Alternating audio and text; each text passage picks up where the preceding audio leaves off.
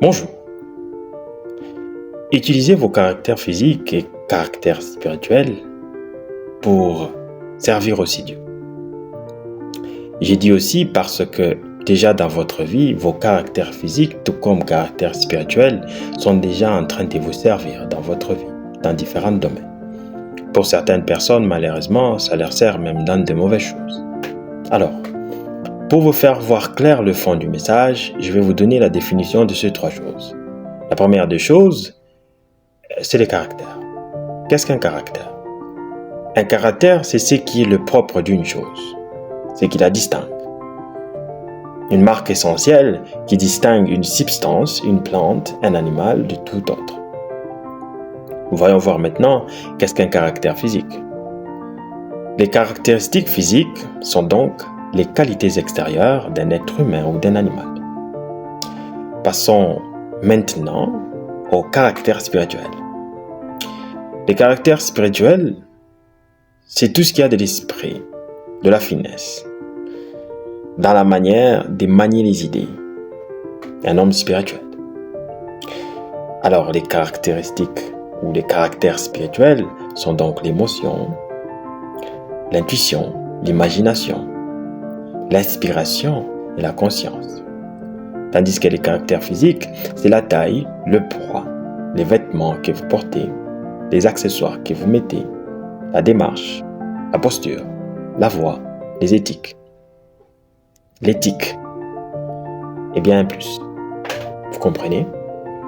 Alors, dans votre vie, votre caractère vous a souvent servi à beaucoup de choses. Par exemple, ça vous a servi à courtoiser une femme, si vous êtes un homme, ou à séduire un homme, si vous êtes une femme, à séduire ou à courtoiser une personne que vous aimez.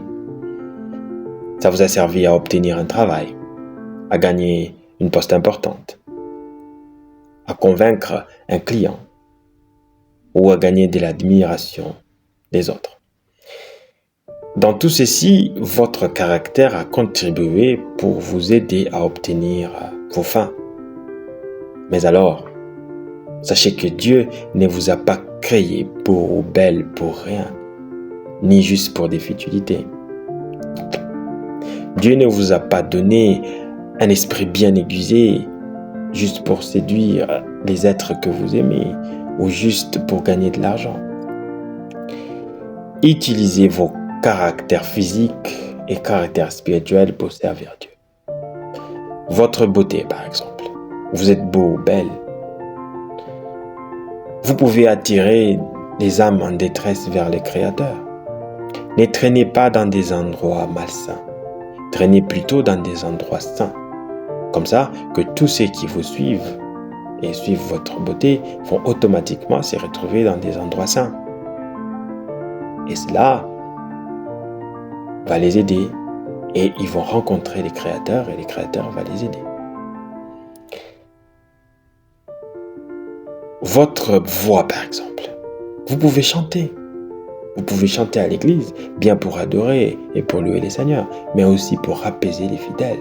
Quand vous chantez, vous ramenez les fidèles à un état de joie à cause de votre belle voix.